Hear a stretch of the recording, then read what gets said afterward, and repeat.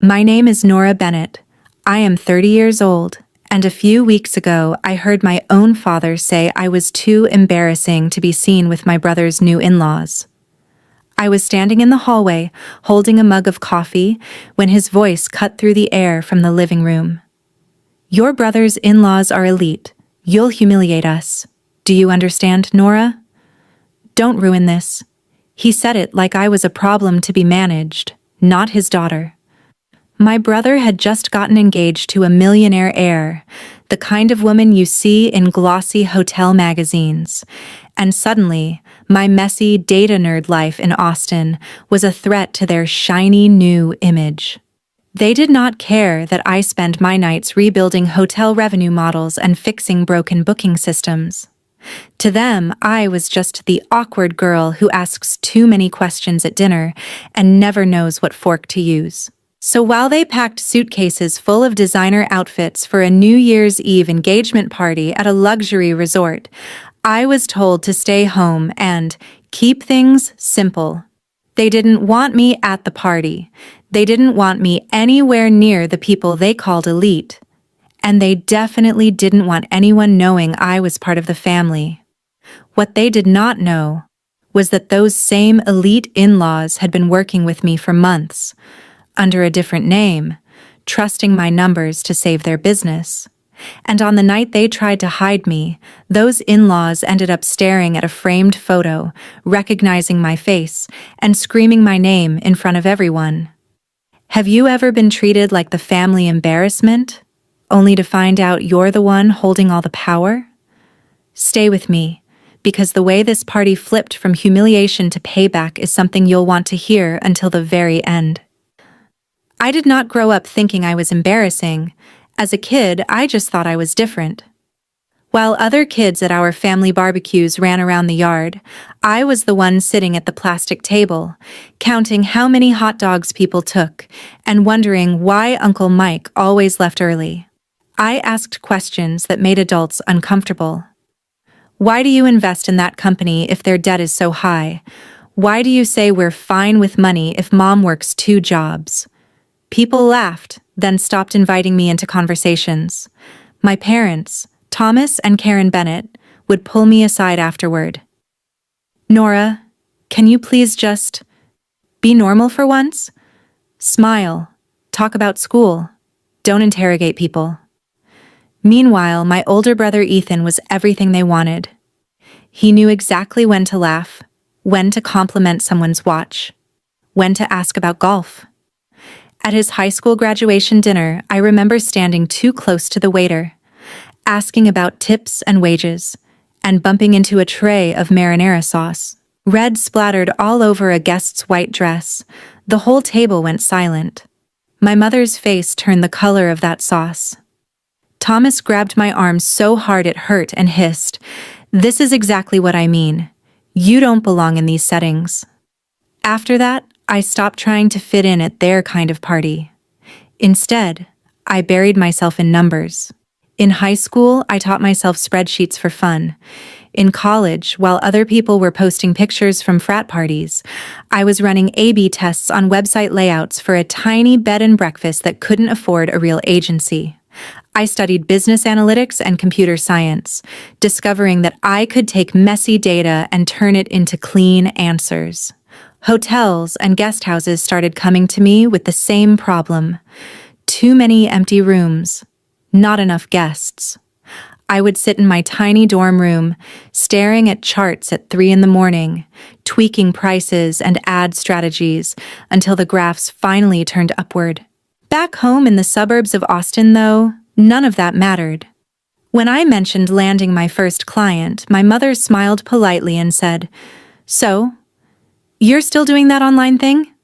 My dad waved it off. "It's just temporary. She'll get a real job eventually." Ethan, on the other hand, went straight into law after college, joined a corporate firm, and instantly became the golden boy again. My parents introduced him to everyone as our future partner at a big firm in Dallas, our pride and joy. When I showed up to family dinners in jeans after a 12-hour day consulting for 3 small hotels at once, my mother whispered, Could you at least pretend you're not working from your bedroom? At some point, something in me snapped. If they were never going to see my value in the room, I would build it quietly outside the room.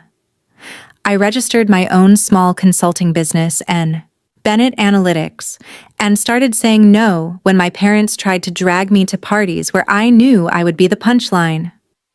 I chose data over dinner tables, dashboards over polite small talk.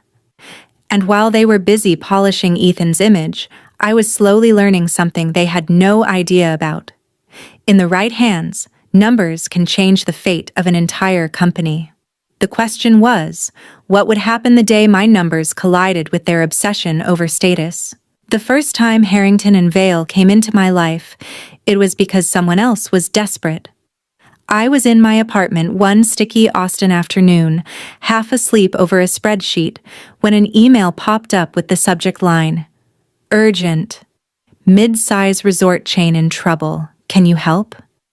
A small agency I had freelanced for before was panicking. They had a client whose bookings had crashed after the pandemic, a luxury brand with big marketing budgets and even bigger expectations.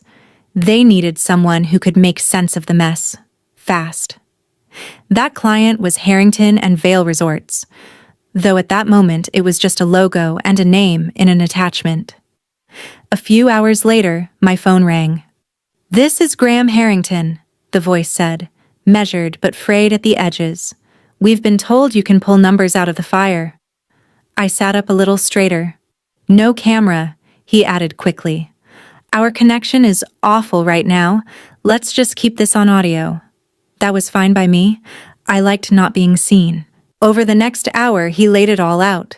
Their flagship properties were half empty, competitors were eating their market share, and the last agency had burned through a 7-figure budget with almost nothing to show. "We need someone who actually understands data, not just pretty presentations," he said. "Can you dive into our systems, tell us what's broken, and fix it?" I should have been intimidated, but what I felt was something else entirely: clarity. This was just a very large version of the same puzzle I had been solving for years. I asked for access to their booking system, ad accounts, website analytics. Within days, I was combing through years of numbers, spotting patterns no one on their team had noticed. Their pricing was static in a market that had become insanely dynamic. Their ads were targeting the wrong age groups in the wrong cities. Their website was bleeding potential guests at the checkout step because the mobile form was a nightmare, so I built a plan. We tested dynamic pricing tied to demand curves, shifting rates by tiny percentages based on seasonality and real-time searches. We shut off half their useless ad campaigns and rerouted the budget into high-intent search traffic and targeted social audiences. I mapped out packages for remote workers, staycation families, people who wanted long weekends within driving distance instead of international trips. It was riskier than the safe reports they were used to seeing, and I told them that. Graham paused on the phone, then said, "If your numbers are right, we have nothing left to lose. Do it." For the first round of tests, I even put some of my own consulting fee on the line, structuring part of it as performance-based. If I failed, I would make almost nothing. If it worked, both of us would win. The first month, the graphs moved a little. The second month, they bent hard upward. Booking rates climbed, revenue followed, and even the board stopped breathing down Graham's neck. He called me late one evening, his voice lighter than I had ever heard it. "You have no idea what you've done for us, Nora. Our team is putting together a case study wall at our main resort to celebrate the turnaround. We want your face on it, your name, everything." I laughed and told him I preferred to stay behind the scenes, but I sent over a professional headshot anyway, just in case they insisted. On the internal mock-up they emailed me. My photo sat there in a gold frame with the caption, "Data and Growth Strategist, Nora Bennett." I closed the file before I could think too much about it. To me, it was just one more quiet win no one at home needed to know about. What I didn't realize then was that the same revived resort chain would soon host a glittering charity gala. And at that gala, my polished older brother Ethan would meet a woman named Lila Harrington, the millionaire heir my parents would fall in love with long before they ever accepted me. Ethan called me about 3 months after that first big turnaround for Harrington and Vale, his voice bright in a way I recognized from every time he thought he was leveling up. "Hey, you free to grab coffee?" "I have news. We met at a sleek spot downtown, the kind of place with concrete floors and overpriced cortados." He walked in wearing a tailored suit even though it was a Saturday, that easy smile plastered on his face. I could tell before he said a word that whatever he was about to tell me would make our parents very, very proud. He didn't even let me finish my hello. "I'm engaged," he said, dropping the word between us like a trophy. "To Lila Harrington." The name hit me like a glitch in my brain. Harrington. "As in Harrington and Vale?" I asked carefully. "Yeah," he said, eyes shining. "Her family owns this insane resort empire. They host charity events and political fundraisers like all the time. Dad is freaking out. In a good way." I forced a smile. I had spent months inside that empire's numbers, saving them from collapse. But in Ethan's world, I was always 10 steps behind whatever image he was curating. "That's great," I said. "I'm happy for you." We talked for a while about the proposal, about the ring, about how our parents reacted. Of course they were thrilled. This is the kind of connection they'd always dreamed of, the gilded doorway into the world they admired from magazines and TV. It wasn't until Ethan finished his story that his expression shifted, as if he'd been saving the uncomfortable part for last.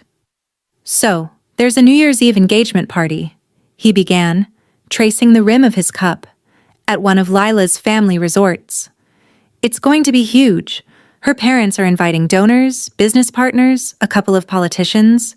It's a big deal." I nodded, waiting for the part where he asked if I needed help booking flights or choosing a dress.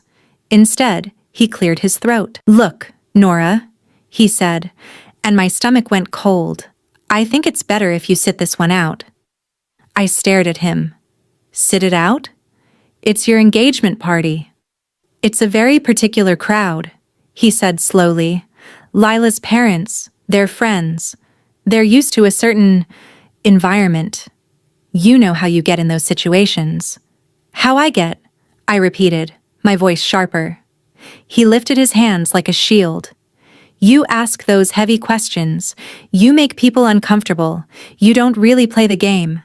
Dad thinks it might be too stressful for you." "Too stressful for me? Or too embarrassing for you?" I asked. He winced, which told me everything I needed to know. "Ethan, I work with hotels and resorts for a living," I wanted to say. "I know more about the kind of people you're trying to impress than you do." But he just kept talking. "We only get one shot at a first impression with Lila's family. They're elite, Nora. They're used to certain manners, certain optics. Mom and Dad are already nervous. They think it's safer if you don't come." Safer. Like I was some unpredictable storm that might ruin his big night. I laughed, but it came out flat.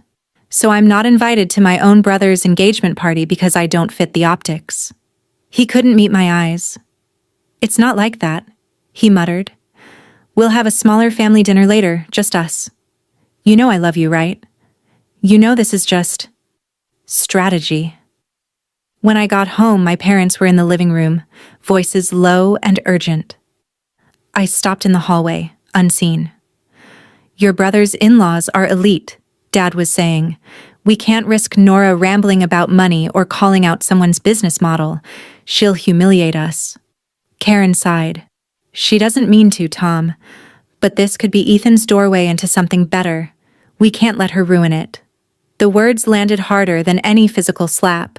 Upstairs, my laptop was still open on a dashboard from Harrington and Vale, the same logo that would be embossed on the invitations to Ethan's New Year's Eve celebration. They were terrified I would embarrass them in front of the very people whose fortunes I'd helped rebuild. I closed my eyes and took a slow breath. Fine, I thought. If they want to hide me, let them. They have no idea how small their version of this story really is. They think this party is about optics. They don't realize that somewhere, in the middle of all that champagne and glitter, my name is already hanging on their in-laws' walls, waiting to blow their perfect little strategy apart. New Year's Eve came faster than I wanted it to.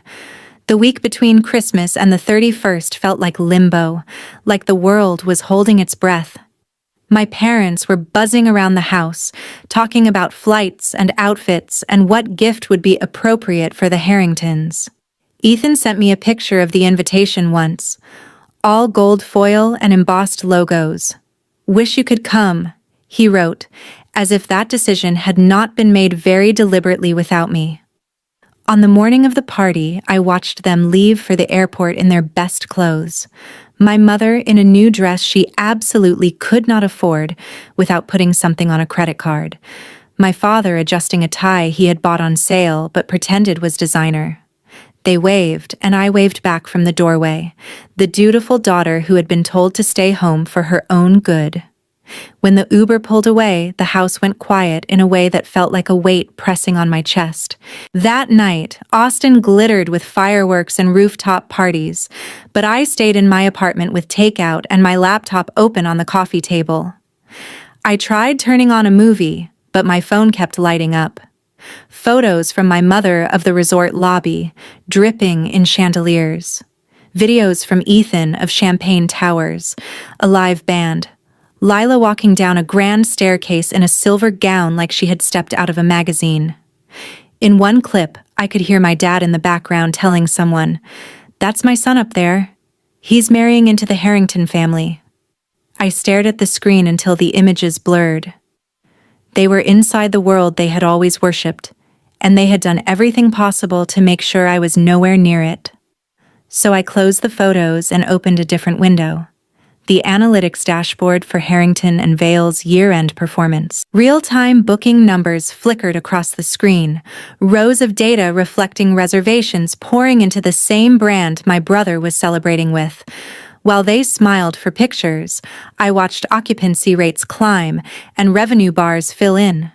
The lines I had helped bend upward, turning into bonuses and holiday parties for people who would never know my name. An email notification popped up in the corner of my screen. Subject line, year-end update, and a special request. It was from Graham Harrington. I clicked it open, half expecting a brief thank you and a spreadsheet. Instead, he had written a full paragraph about how transformative the past year had been, how the board had gone from panic to cautious optimism to open excitement. "You didn't just tweak a few ads, Nora," he wrote. "You changed the way we understand our business. We want to honor that properly." There was an attachment at the bottom of the email, labeled Concept Wall of Innovation JPG. When I opened it, my breath caught. It was a mock-up of the entrance to one of their flagship resorts, a long wall lined with framed case studies. Each frame had a photo, a title, a short description of the project. Near the center of the wall was my own headshot, cleaner and more confident than I felt in real life, beneath a plaque that read, Data and Growth Strategist, Nora Bennett. The description underneath summarized the turnaround I had led. Dynamic pricing overhaul, demand-driven campaigns, recovery from post-pandemic slump. Guests would walk past this wall on their way into conferences and galas, clinking glasses under chandeliers while my face watched from the middle. "We're planning to unveil this at a major partners and family event next season," Graham continued. "We'd love to finally meet you in person, introduce you to some of the people whose jobs you helped save." My fingers hovered over the keyboard. On my phone, another photo came in from my mother. Ethan and Lila cuddled together under a shower of confetti, my parents blurred in the background, eyes shining. I imagined that somewhere, not far from where they were posing, that wall might eventually exist, my framed photo silently contradicting every story they'd told about me being a disappointment. How ironic would it be if the place they were so desperate to shield from my presence ended up being the one place that insisted on putting my face front and center? I replied to Graham with a simple, professional yes, told him I'd be honored to attend when the time came. Then I set my phone face down, leaned back on my couch, and listened to the distant echo of fireworks outside. They thought they had erased me from this night, that they'd finally found a world high enough that I couldn't reach it. But the truth was sitting right there on my laptop screen in a gold frame. My name stitched into the foundation of their shiny new life. They just hadn't realized yet that the person they were so determined to hide was already woven into every corner of their precious elite circle, waiting for the moment the picture on that wall would blow their perfect image apart. The months after that New Year's Eve felt like someone had quietly turned up the brightness on my life, while my family kept acting like I was still sitting in the dark. Harrington and Vale signed a long-term contract, then another, pulling me into meetings about expansion, new properties, even acquisitions. I was suddenly on late-night calls about opening resorts in California and the Caribbean, running simulations on what would happen if they shifted their entire pricing structure for shoulder season. My days blurred into dashboards and strategy decks, the kind of work people in my world dream about. My bank account felt it too. I swapped